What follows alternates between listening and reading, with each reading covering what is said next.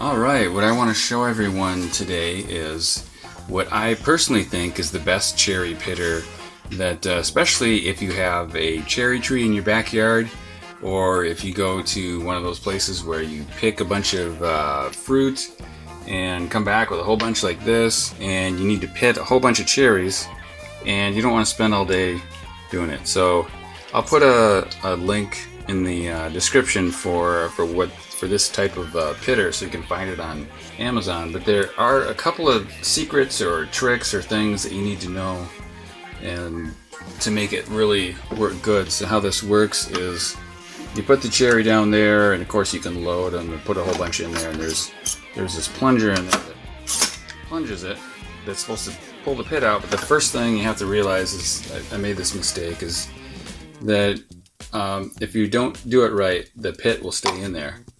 So what you have to do is, there's actually this separate part here that's kind of a rubber silicone. I don't know what it's made out of, but it's pretty ingenious. It's actually kind of makes this whole thing work really well. And how it works is slides in there, and that when the plunger goes through, it pushes the pit out, but it makes it so the pit is not able to come back through, and so it goes into the cartridge at the bottom there, and that's kind of the secret of this whole thing. So you can kind of load this up. You can put a bunch of them in there. You don't want to get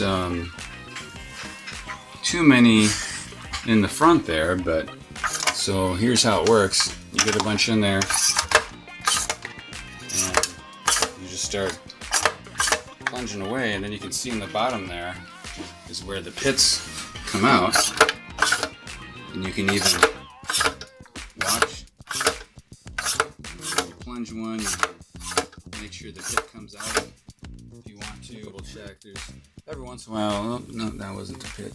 Thought it was, but the only thing you have to look out for is, like, every once in a while, if you get too many in there, it might, they can kind of fall through if you get too many in there. So, but if you kind of line them up a little bit, the motion from plunging it will kind of knock the next cherry into line there, and you can do a whole bunch just kind of at once. The other thing that's pretty nice is you get these little deli size containers, and you just fill this thing up. It's 2 cups. Put the lid on it, and just put the year or the date or whatever you want on there, and stick it in the freezer, and you're good. You've got 2 cups right there and ready to go. So the other thing is, when you get a whole bunch of them in here, I'll do a few more just to kind of show you.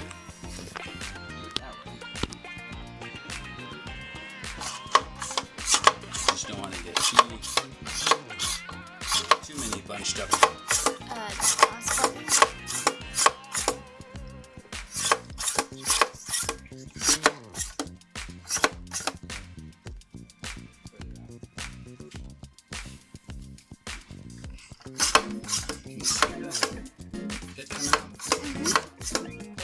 The best part is you can just keep plunging away.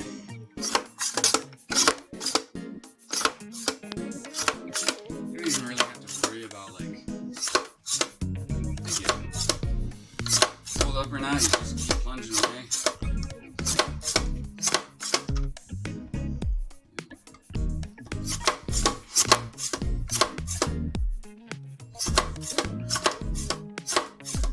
So, as you can see there, we've got a whole pint of cherries that took, I don't know, maybe 5 minutes to do all that.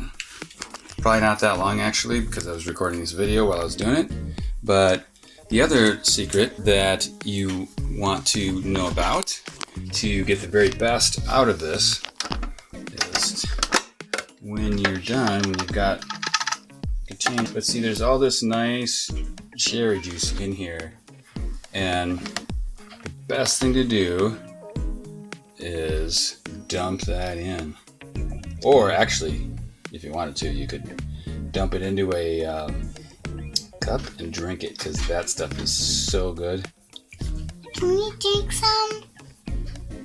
We'll do some more and then you can drink some. But since I like to make cherry pies and stuff like that, I like to save the juice and cherry crisps too, yep. And those bits smell really good too. Can I smell one? How do they smell? So make sure you save all that stuff, and then when you get to the end, when it's more full, you can squeeze it down and get more juice out of there. So those are my tips for this device, which I think is the best thing ever because it saves so much time. You can do all these in like a couple minutes.